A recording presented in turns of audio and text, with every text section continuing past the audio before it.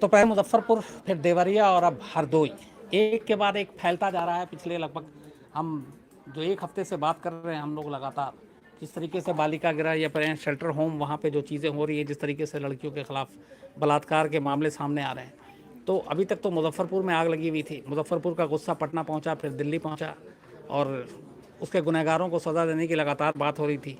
लेकिन अभी इसमें कुछ इंसाफ हो पाता उससे पहले ही मामला देवरिया यूपी में पहुंच गया। देवरिया की ऐसी 24 लड़कियों की कहानी सामने आई, और वो भी इस वजह से कि एक लड़की वहाँ से किसी तरह निकल कर भागी और उसने जाकर पुलिस में रिपोर्ट लिखाई, पुलिस ने कहानी सुनी, फिर उन्होंने छापा मारा और 24 लड़कियों को छुड़ाया। अभी उसकी मामले की पूरी जांच ही चल रही थी कि अब एक तीसरी खबर आ गई है हरदोई की, कि हरदोई के भी इस बालिका गृह जैसा जो था वहाँ पे भी यही सारी चीज़ें हो रही थी। तो अब सवाल ये है कि सिर्फ मामला मुजफ्फरपुर है, हरदोई तक है, या फिर देवरिया तक है, या कहीं और भी है। जो हिंदुस्तान में ऐसे हज़ारों की तादाद बालिका गृह हैं और जहाँ पे ऐसी बेसहारा लड़कियों को रखा जाता है, और ज़्यादातर इस राज्यों में ये कि उनको एक इन्फॉर्म करते हैं और सरकार उनको एड देती है, पैसे देती है, ये सोच कर कि वहाँ इन लड़कियों का भला, वो कुछ लिखना पढ़ना सीखेंगी, लेकिन होता उल्टा है। एक तरह से ये पूरा एक सफ़ेद पोश लोगों ने एक चकला घर बना रखा है, और आप में बेहद अफसोसनाक है, क्योंकि जब इस तरह की चीज़ें समाज में होती हैं तो फिर बहुत धक्का लगता है, चोट लगती है। और ऊपर से अगर फिर जो नेता हैं हमारे, वो ये बयान देते हैं कि आप हमसे सवाल मत करो और गुनहगार कौन है, कानून अपना काम करेगा, तो और ज़्यादा धक्का लगता है कि जिनकी जिम्मेदारी है इन चीज़ों को रोकना, वही अपने हाथ पैर पीछे खींच लें, तो फिर बड़ा मुश्किल होता है। तो पहले मुजफ्फरपुर, फिर देवरिया, फिर हरदोई, और अब आगे जो अभी जो खबर आ रही है हम लोग के पास, वो ये कि ऐसे बहुत सारे लोगों जो अलग अलग राज्य सरकारें हैं, उन्होंने एक जांच की है कि बाकी जो ऐसी ग्रह हैं उनकी सच्चाई क्या है, उनके बारे में पता किया जाए। तो जैसे यूपी बिहार में बहुत सारे ऐसे ग्रहों की जो है वो तलाशी हो रही है, वहाँ पे जाके अब अफसर जागे हैं, वो जा रहे हैं, जाकर देख रहे हैं, सच्चाई का पता लगा रहे हैं कि वहाँ की लड़कियाँ परेशान तो नहीं, उनकी शिकायत तो नहीं है। लेकिन सवाल ये है कि ये नौबत आई क्यों? अगर एक सिस्टम है, इस तरीके के जो कानून है वो ये है कि कोई मजिस्ट्रेट जो है वो महीना 2 महीने में एक दौरा करेगा ऐसी जगहों का, जो सरकारी अफसर हैं, जो महिला कल्याण मंत्रालय के तहत जो विभाग जो आता है, ये उनके अधिकारी जाकर देखेंगे। तो एक बड़ा सिंपल सा सवाल है कि अगर मुजफ्फरपुर की उस बालिका गृह में हर महीने अफसर जाते, औचक निरीक्षण करते, वहाँ पे दबिश डालते, लड़कियों से पूछताछ करते, मिलते रहते, बातचीत करते, तो शायद कभी ना कभी वो लड़कियाँ खुलकर सामने आती। लेकिन ऐसा हुआ नहीं, उन्होंने बात की नहीं। और ये जो टेस्ट ने जब किया तो पता चला कि वो इतनी डरी हुई थी कि खुल के बात नहीं करती थी। तो लड़कियों को अगर आप अलग ले जाकर हर बालिका गृह में, अभी भी मैं ये कह रहा हूँ कि ये तो 3 कहानियाँ सामने आई हैं, और मेरा दावा है कि ऐसे बहुत से बालिका गृह हैं जहाँ की लड़कियों का शोषण होता है, तो वहाँ उनको भरोसे में लेकर उनसे अलग से ले जाकर अगर अफसर बात करते हैं, या NGOs अलग अलग जो हैं, या जिस तरीके से टिस ने काम किया, तो शायद वो लड़कियाँ अपनी कहानी लेकर सामने आ सकती हैं। और ये जो एक भयानक चेहरा हम लोगों के सामने इन बालिका गृह के तौर पे सामने आया है, वो सारी चीज़ें रुक सकती हैं। तो मेरे जो आज मैं आपके सामने हूँ वो सिर्फ इसलिए हूँ कि मैं चूँकि आज यही खबर वारदात में भी बनाने जा रहा हूँ। अब एक के बाद एक लगातार 3 दिनों में मुजफ्फरपुर के बाद देवरिया और फिर अब आपका हरदोई सामने आया है। कुछ और भी खबरें आ रही, चूँकि हम लोग न्यूज़ चैनल में तो लगातार ऐसे फ़ोन करके, मेल के ज़रिए, या जो बहुत सारे सोर्सेज हैं वो बताते रहते हैं कि हमारे इलाके में भी ऐसा एक ग्रह है, वहाँ पे भी गलत चीज़ें हो रही है। ऐसे बहुत सारे खबरें आ रही हैं, लेकिन जाहिर सी बात है जब तक आप उनको कंफर्म नहीं करेंगे, वहाँ जाकर आप देखेंगे नहीं, चेक नहीं करेंगे, तो वो खबरें हम डाल नहीं सकते। लेकिन जिस तरीके से रिपोर्ट आ रही है, जिस तरीके से लोग शिकायत भेज रहे हैं, उससे एक डर ये है कि ये एक बहुत बड़ी तादाद में ये चीज़ें सामने आ सकती हैं। तो फिर सवाल ये है कि इसके लिए ज़िम्मेदार कौन है? तो जाहिर सी बात है जो लोग इस तरह की चीज़ें चला रहे हैं, जो बालिका गृह के लिए ज़िम्मेदार हैं, जो अनुदान देते हैं, सरकारी फंड से पैसे जाते हैं जहाँ पे उन लड़कियों की भलाई के लिए, और होता वहाँ कुछ और है। जैसे फॉर एग्ज़ाम्पल आप ले लीजिए कि जो देवरिया की लड़कियाँ, उनका कहना है कि हर शाम, हर सुबह, हर दोपहर अलग अलग गाड़ियाँ आती थी वहाँ पर, और उन लड़कियों को ज़बरदस्ती उन गाड़ी में बैठा कर कहीं और ले जाया जाता था। मुजफ्फरपुर की आप बात कर ले तो वहाँ पे जहाँ पे बालिका गृह था उसके बराबर में प्रिंटिंग प्रेस, उसी में नीचे एक सीढ़ी ऐसी थी जो सीधे लड़कियों के कमरे में जाके खुलती थी, और वो जो दूसरी सीढ़ी उसका जो सिरा मिलता था वो ब्रजेश ठाकुर के ऑफिस से मिलता था और घर से। तो मतलब जो भी वीवीआईपी लोग आते थे वो इस तरीके से उस चोर सीढ़ी का इस्तेमाल करते वहाँ तक पहुँचते थे कि बाकी दुनिया को पता ही नहीं चलता। तो ये सारी चीज़ें थी जिसकी वजह से ये चीज़ बहुत ज़माने तक ये सारी बातें दबी रहीं। लेकिन फिर सवाल ये कि हो हंगामा, शोर शराबा सब कुछ हो रहा है, लेकिन जो गुनहगार हैं उनका क्या हो रहा है? मिसाल के तौर पे जो बिहार की मंत्री हैं, महिला मंत्री हैं, उनका इस्तीफा अभी तक नहीं हुआ है। कहा जा रहा है कि अगर वो दोषी पाए जाएंगी तब होगा। उनके पति का नाम पहले दिन से आ रहा है, उसके खिलाफ कोई कार्रवाई नहीं हुई है। ब्रजेश ठाकुर जिसको गिरफ्तार किया गया था वो भी अपने आप को बीमार बताकर जेल में होने की बजाय अस्पताल के बिस्तर पे पड़ा हुआ है। तो ये सारी चीज़ें शक पैदा करती हैं कि पूरे एक सिस्टम को, कि कहीं ऐसा तो नहीं है कि ब्रजेश ठाकुर को अस्पताल में होने की बजाय बीमारी के नाम पे मतलब अस्पताल में रखा गया जेल की बजाय, कि कुछ लोगों को डर तो नहीं है कि अगर उसने मुंह खोला तो बहुत सारे लोग बेनकाब हो जाएंगे, बहुत सारे लोगों के नाम सामने आएंगे और फिर मुश्किल हो जाएगा। तो ये चीज़ें शक पैदा करती हैं आम लोगों के बीच में कि फिर क्या होगा। और जब तक जाहिर सी बात है इंसाफ नहीं होता है, जो इसके असली गुनहगार हैं वो नहीं पकड़े जाते हैं, तब तक ये सवाल बना रहेगा। चाहे वो मुजफ्फरपुर की बात हो या देवरिया की बात हो, चाहे फिर वो हरदोई की बात हो।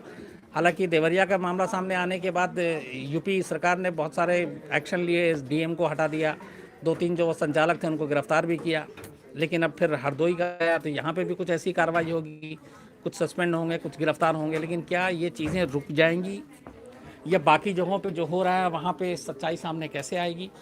ये पूरा एक नेक्सस है और उस नेक्सस को जब तक आप तोड़ेंगे नहीं, और वो जो लोग ये करते हैं उनका एक जो संरक्षण प्राप्त है राजनीतिक हलके में, उस संरक्षण को आप काटेंगे नहीं, तब तक ये चीज़ें रुकेंगी नहीं। इसलिए बहुत ज़रूरी है कि ऐसे मामलों में इंसाफ हो, ऐसे मामलों में जांच और इन्वेस्टिगेशन जो है वो सही हो, और ऐसे मामले में वो तमाम लोग जो भी जिम्मेदार हैं इसके, उनका जो है जो रोल फिक्स किया जाए और उनको पकड़ा जाए। और इत्तेफाक से मैं आपको कह रहा था, श्वेता हमारे साथ जुड़ी हुई, इसलिए कि मसला थोड़ा गंभीर है। मुझे लगा कि श्वेता इस दफ्तर में वो शख्स हैं जिनसे मैं इस बारे में बात कर सकूं। एक सवाल था, इसलिए मैंने आपसे पहले थोड़े देर पहले जिक्र किया था। हम लोग बाबा राम रहीम, आसा राम, साईं राम सबकी बातें करते हैं, बलात्कारी अंदर हो गए। ये जो एक कर सफ़ेद पोस्ट चकल घर तक जिसको लोग कह रहे हैं, चाहे वो मुजफ्फरपुर हो, हरदोई हो, देवरिया हो, ये क्या नहीं लगता कि इन बाबाओं से कहीं बड़े बड़े बलात्कारी तो हमारे आसपास सफ़ेद पोस्ट और मुखौटा पहन के घूम रहे हैं? जो छोटे बच्चों को टारगेट करे कि ये बाहर जाकर नहीं बोलेगी, या इसके माँ बाप नहीं हैं, या अनाथ है, वही जो हमारे अदालत जब कहते हैं ना कि विश्वास को छलना सबसे बड़ा आपका अपराध हो जाता है, और उसके बाद आप उस महिला के साथ जो भी कर रहे हैं। यहाँ पर तो बच्चियाँ हैं, मतलब वो तो अविश्वास शब्द नहीं जानती हैं, वो तो सब पर भरोसा करती हैं। वो तो उस उम्र से निकल कर आती हैं जब कोई बच्चे आपको आसमान में उछाले तो आपको पता है कि वो आपको वापस लपक लेगा। उस बच्ची के साथ आप ये करते हैं। 7 से 14 साल की वो ही इससे 7 साल की बच्ची का जो पूरा वो पढ़ रहे थे शम्स, जो आपने भी पढ़ा होगा और शायद आपने शेयर किया होगा लोगों के साथ, कि उस बच्ची पर अगर आपको डर लग रहा है कि भाई 7 साल की अभी नशीली चीज़ नहीं दे सकते हैं, तो आप उससे मारपीट कर रहे हैं। उससे पहले आप उसके हाथ पांव बांध रहे हैं। 7 साल की बच्ची, आप समझते हैं किस क्लास में हुई? क्लास 1 या मैक्सिमम अगर बिहार यूपी की बात करें तो 2 में भेज देते हैं। 2 में भेज देते हैं ज़्यादा से ज़्यादा। आप सोचिए वैसा जो करता हो जो आदमी, फांसी से कम नंबर 1 सज़ा नहीं। और मुझे नहीं लगता है कि ये बिहार और यूपी तक सीमित चीज़ है, और मुझे नहीं लगता है ये पिछले ही साल शुरू हुई चीज़ है। जिस तरह से मैं हालांकि मेरे अपने पत्रकार दोस्तों ने इस पर सवाल उठा दिए कि आप लोग ये क्यों कहते हैं कि राजनीति मत कीजिए, राजनेता है तो राजनीति नहीं। 2 चीज़ों पर राजनीति नहीं हो सकती है, एक सेना और दूसरा है बलात्कार। आप यौन शोषण जैसा अपराध जहां पर जुड़ जाता है वहां राजनीति हो नहीं सकती है। जब बिहार की बच्चियों का भी सवाल आया था तो मैंने 2 चीज़ें सिर्फ पूछी थी। मुझे नीतीश कुमार से कोई राजनीतिक बयान नहीं चाहिए था। मैं सिर्फ इतना जानना चाहती थी कि क्या नीतीश कुमार जाकर मिले उन बच्चियों से? अनाथ हैं बच्चियाँ, माई बाप जो कहा जाता है सरकार को, माई बाप का मतलब क्या होता है? वो अभिभावक थे उन बच्चियों के, वो नहीं गए वहां पर उनसे मिलने। राजनीतिक बयान से कुछ नहीं होगा। दूसरी चीज़ मैं जानना चाहती थी कि उनके भविष्य के लिए आप क्या कर रहे हैं? आप उनको रिहैबिलिटेट कैसे करेंगे? क्या उनके अकाउंट में कुछ पैसे डाले जाएंगे? इस पर बहुत उखड़ भी गए थे एक नेता, और उन्होंने कहा था कि पैसे से क्या होता है, पैसे से इज्जत से नहीं आ रही है। मैंने कहा जान भी तो नहीं आती है। जब कोई बस गिर जाती है किसी खाई में, आप उसको पैसे देते हैं, क्या वो व्यक्ति लौट आता है? इस बच्ची के सामने अपनी पूरी जिंदगी है। किसी के साथ अगर बचपन में बलात्कार हो गया, आपको उसके दिमाग से वो चीज़ें हटानी है, आपको उसके मेडिकल ट्रीटमेंट कैसे होगा, आपको वो रास्ता चार्ट आउट करना है। वो कहाँ पर सेटल करेगी, वो क्या पढ़ेगी, क्या वो बनेगी ज़िंदगी में, आपको वो सारी चीज़ें देखनी है, वो सरकार की जिम्मेदारी हो जाती है। लेकिन यहाँ पर जो चीज़ें आपने कही ना कि वाकई बाबाओं वाली चीज़ सामने आती है, मुझे लगता है कि बहुत ज़्यादा एक तरह से एक सेंसेशनलिज्म उसके साथ जुड़ जाता है। बिहार वाली चीज़ कितने दिन हो गए शम्स, आपने पहले दिन वो वारदात दिखाया, मैंने उसी दिन हल्ला बोल में डिस्कशन किया था उस पर। उससे पहले कौन छू रहा था पता, मुझे एक मीडिया में नाम दे दीजिए, कोई इस बात पर चर्चा नहीं करना चाहता था कि पता नहीं इस पर बोलें क्या। लेकिन अगर सेंसेशनल नहीं होगा तो ये सेंसेशनल कम है क्या? 34 बच्चियों की पुख्ता हुआ कि भाई उनके साथ बलात्कार किया गया, यौन शोषण उनका होता रहा। वो बच्चियां आप बताते हैं कि वो इतना दिमागी तौर पर अपना बैलेंस खो चुकी हैं कि वो जब एक दूसरे से बात भी करती हैं तो लड़ झगड़ कर हमेशा रोती रहती हैं, गालियां देती हैं, क्योंकि यही माहौल उन्होंने देखा है। तो ये जिसने जुर्म किया है कि एक बच्ची से उसका बचपना छीना, एक बच्ची से उसके सपने छीने, एक बच्ची को ऐसा दर्द दिया, वो तो दरिंदों की श्रेणी से कहीं और चला जाता है। इसलिए मुझे आपने जब एक लाइन की उस पर बहुत पहले किसी ने कहा था मुझसे कि जो रेप के मामले होते हैं उसमें जिसके साथ रेप होता है और मान लीजिए रेपिस्ट पकड़ा गया, आप उसको मैक्सिमम पनिशमेंट दे दीजिए, फांसी दे दी, ख़त्म किस्सा।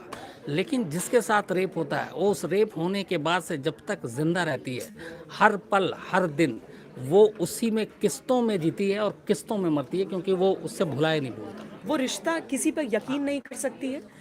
बलात्कार तो बहुत दूर की चीज़ होती है, अगर किसी के साथ थोड़ी सी छेड़छाड़ भी हो जाए एक छोटी उम्र में, या एक इम्प्रेशनेबल एज जो कहते हैं, जब आप मैच्योर नहीं हैं, परिपक्व नहीं हैं, तो आपको रिश्तों पर भरोसा उठता है।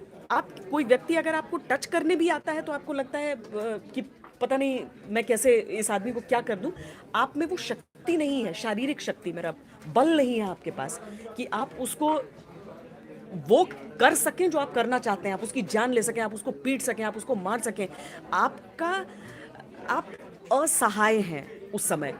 और इससे बुरा क्या हो सकता है शम्स? हम लोग भी जब, अगर हम सब कोई भी व्यक्ति अगर जो अपने आप को इंसान कहता है, मुझे लगता है जब हम लोग बाहर निकलते हैं ना, कोई आप गरीब लाचार देखते हैं, वो ज़रूरी नहीं है आपके सामने हाथ फैलाए चाहे नहीं फैलाए, आप कोशिश करते हैं, आप कुछ खा भी रहे होते हैं ना, तो आपको लगता है कि मैं इसको दे दूँ। ये नॉर्मल इंसान की बात मैं कर रही हूँ। जो बहुत बड़े दिल वाला होगा वो तो शायद पता करे कि भाई आपको कितना, आपको मैं आपके लिए आगे क्या कर सकता हूँ, वो एक कदम आगे जाएगा। लेकिन नॉर्मल इंसान भी जो होता है, जो सिर्फ इंसान कहलाए, वो कम से कम थोड़ी मदद करता है। एक ऐसी असहाय को, माँ बाप नहीं है, कभी उसने नहीं देखा। मैं एक बार एक शेयर करना चाहूँगी आपसे। मैं दिवाली का एक शूट था, मैं दिवाली पर एक सीरीज़ शुरू किया है पिछले 1-2 साल से, जिसमें मैं उन बच्चियों के पास जाती हूँ या उन बच्चों के पास जाती हूँ जो जिनका कोई नहीं है दुनिया में। तो पहले साल जब हम लोग गए तो वो HIV पीड़ित थे बच्चे, हमने चेहरे भी दिखाने से हम बचे और वो सब। तो उनका अलग था, उनके मतलब घर बहुत आर्थिक तौर पर अच्छा नहीं कर रहे थे सब, तो वहाँ पर एक NGO था जो उनके लिए काम कर रहा था। दूसरे साल में गई तो वो सारी लड़के लड़कियाँ थे जो अनाथ थे। बस में हम लोग बैठे, अच्छा वो जाते ही मुझसे लिपट गए बहुत सारे बच्चे। तो आपको लगता है कि चलिए बच्चों के साथ खेल लें थोड़ी देर, लेकिन कुछ देर बाद आप जब ये सोचने लगते हैं कि आप 1 घंटे के लिए इनके साथ हैं सिर्फ। वहाँ से हम जा रहे थे, रणबीर कपूर अनुष्का के साथ एक शो था हमारा, बच्चे बड़े एक्साइटेड थे, मुझे याद आ गया वो, है ना? हाँ बिल्कुल। तो बस में हम बैठे, छोटी सी बच्ची थी मेरे साथ, मैंने उससे पूछा तुम्हारा नाम क्या है? उसने कहा मेरा नाम साक्षी है। तो मैंने, अच्छा ऑटोमेटिक होता है, देखिए मेरी भी गलती नहीं है इसमें। मैंने पूछा किसने रखा? तो उसने कहा मैंने रखा। मुझे उस समय सच मानिए तो मुझे बहुत बुरा, उस बच्ची ने कभी अपने माँ बाप देखे ही नहीं थे, वो बहुत छोटी सी थी, तो उसे वहाँ पर छोड़ दिया था किसी ने अनाथ आश्रम में आकर। और बस में AC चल रहा था, थोड़ी देर में बच्ची स्लीवलेस पहना हुआ था, उसने थोड़ी ठंड लगी, मैंने दुपट्टा ओढ़ा हुआ था, मैंने दुपट्टे से उसको लपेट दिया, तो बहुत कंफर्टेबल होकर सोने लगी। फिर मैंने अपनी नज़र घुमाई तो मैंने देखा पूरी बस में सारे बच्चे सिकुड़ कर सो रहे थे, दुपट्टा मेरे पास सिर्फ एक था। ऐसे बच्चियों का फ़ायदा उठाते हैं आप, ऐसे बच्चों का, मतलब चौराहे पर खड़ा होकर सज़ा होनी चाहिए ऐसे लोगों को। बिल्कुल। अब जैसे मैं आपको बता रहा हूँ, कल ये कानून अब पास हुआ है, ये रेप वाले मामले में डेथ पेनल्टी की बात हो रही है। लेकिन आज़ादी से लेके आज तक, मैं आखिरी जो फांसी हुई, अगर मैं रेप की बात करूं तो 2014 में धनंजय चटर्जी की हुई है कोलकाता में, अलीपुर जेल में, जब उसने एक स्कूल की बच्ची के साथ, हाँ स्कूल की बच्ची का रेप किया था और फिर मर्डर कर दिया था, उसको रेयरेस्ट ऑफ रेयर माना गया। लेकिन अगर इतने सालों में, और बल्कि इतिहास उठा के देख ले तो टोटल 40-50 तो अपने यहाँ फांसी हुई है, और उसमें भी रेप के मामले में मुझे ये धनंजय चटर्जी लास्ट है, ठीक है। जबकि आप आंकड़े उठा लीजिए, हर साल 34, 35, 36 हज़ार रेप होते हैं। अब फांसी की सज़ा चलिए कोर्ट से ये भी हो गया, मैनर के साथ होगा, लेकिन कानून तो पहले से भी सख्त है। ये चीज़ें बढ़ती जा रही हैं कहीं ना कहीं। अब जैसे मैं मुजफ्फरपुर की बात ही करूँ, पॉलिटिकल संरक्षण, फिर ऐसे लोगों को बचाना, जैसे आपने अभी कहा कि दो चीज़ों में राजनीति नहीं होनी चाहिए, एक सेना के साथ और दूसरा रेप। मैं तो रेप से बढ़ के थोड़ा सा कहता हूँ कि एक सेना और दूसरा क्राइम। आईपीसी के तहत हर एक के लिए सज़ा बराबर है, तो क्राइम है मतलब क्राइम है, उसमें राजनीति के लिए कोई जगह ही नहीं होनी चाहिए। तो कानून तो कल भी बन गया, लेकिन ये चीज़ें आपको लगता है ये तीन ही जगह पे महदूद है, सिर्फ मुजफ्फरपुर, देवरिया और एक और जो है, बाकी और सब जगह सब कूल है, ठीक है, लेकिन कैसे बदलें फिर? समाज ही को बदलना है।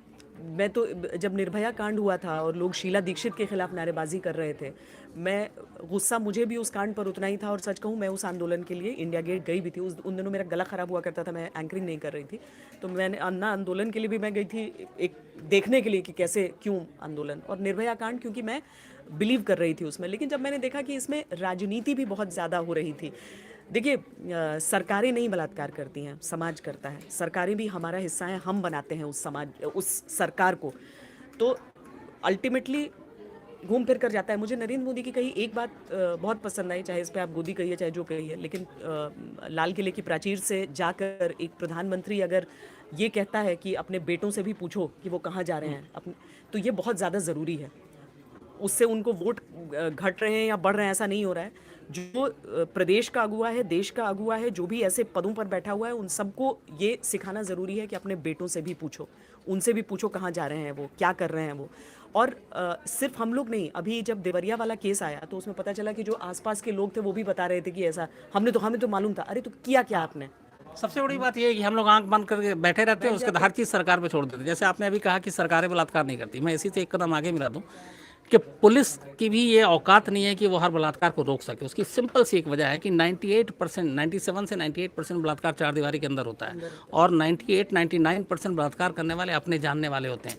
तो ऐसे हर लोगों के दरवाजे के बाहर एक पुलिस खड़ा हो, ये तो पॉसिबल नहीं। मैं तो सिर्फ इतना कह रही हूँ, जितने लोग देख रहे हैं, देखिए किसी को कन्फेस करने की यहाँ पर ज़रूरत नहीं है, लेकिन एक बार खुद सोच कर देखिए, आप में से कितने लोगों को ऐसा कोई अनुभव हुआ है एक बचपन में, या फिर आप जानते हैं कि मेरे दोस्त ने या मेरे भतीजे ने या किसी ने ऐसी कोई बात कही थी। अब सोचिए कि हम जिस समाज में रहते हैं, अगर उस समाज में ऐसे हम हर एक व्यक्ति ऐसा कम से कम एक इंसिडेंट सोच पा रहा है, तो सोचिए। और सचमुच ये आज की बात नहीं है, ये बढ़ता जा रहा है, ये बात सच है। पता नहीं कहाँ जाकर इसका अंत होगा। ऐसी विभत्स चीज़ें निकल कर सामने आती हैं, चाहे जानवर हो, इंसान हो, मतलब अकल्पनीय है ये चीज़ें। और वो बदलेगा तभी जब हम लोग सिर्फ सोशल मीडिया पे ये नहीं कहेंगे कि हमें बदलना है, बल्कि सचमुच हम ये सोचेंगे कि हमें बदलना है। अगर आप अपने घर के पास ऐसी कोई चीज़ होते देख रहे हैं, तो आप चलिए, मैंने मान लिया कि पुलिस करप्ट है, आप नहीं कह पा रहे हैं उनसे। आजकल तो सोशल मीडिया है ना, एक फेसबुक पोस्ट है ना आपके पास, मैं कहती हूँ कि आप मीडिया के पास गए, मीडिया ने कह दिया कि भाई हम नहीं चलाएंगे आपकी खबर, वो दे बहुत बोरिंग है, बहुत डाउन मार्केट है, ये भी मैंने समझ लिया।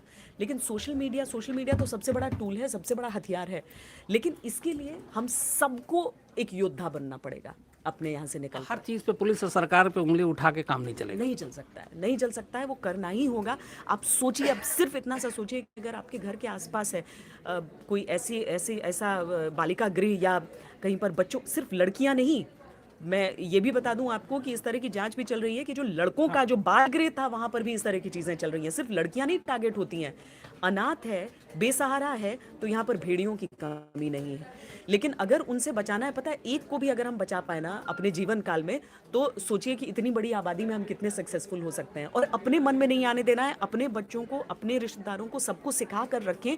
अगर अपने में भी किसी को हम महसूस कर रहे हैं कि कोई ऐसा है, तो सिर्फ इस वजह से मत खड़े हो जैसे मंजू वर्मा खड़ी हो रही थी कि भाई हम पिछड़े हैं तो आप इस तरह की बातें कर रहे हैं। ये सब चीज़ें हमें खोखला कर रही हैं। और अगर हम एकजुटता की बात करते हैं ना, तो इसी सामाजिक एकजुटता से चीज़ें हो सकती हैं। 2-3 चीज़ों पर कि मैं सख्त खिलाफ हूँ। अगर धर्म का एंगल दे दिया जाता है इन चीज़ों को, मैंने भी उस समय जब वो बॉलीवुड की अभिनेत्रियाँ खड़ी हुई थी, मैंने कहा बहुत अच्छी चीज़ है, आपको बलात्कार के खिलाफ आवाज़ उठानी चाहिए, लेकिन एक जुर्म के तौर पर नहीं। में राजनीति के लिए कोई जगह ही नहीं होनी चाहिए। नहीं, जुर्म में धर्म, राजनीति, इन सब की जगह नहीं है।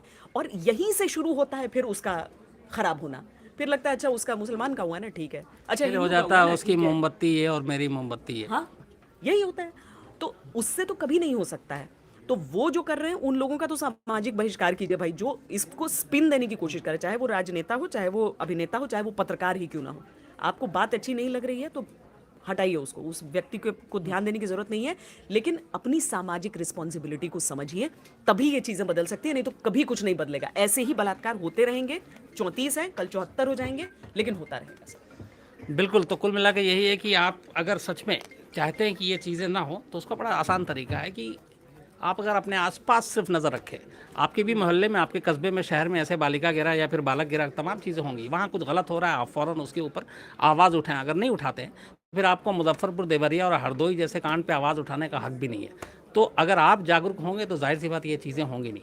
बहुत बहुत शुक्रिया श्वेता। श्वेता मैम के लिए एक सवाल है हाँ हाँ हाँ, बिल्कुल लो। कि सर हर बार यही केस, हर बार इन्वेस्टिगेशन, पर चेंज क्या होगा? श्वेता की जवाब। नहीं, वही चीज़ मैं कह रही हूँ कि हर बार वही केस होगा, वही इन्वेस्टिगेशन होगा और कुछ बदलेगा नहीं। लेकिन आपको चाहिए क्या, आपको बदलाव क्या चाहिए?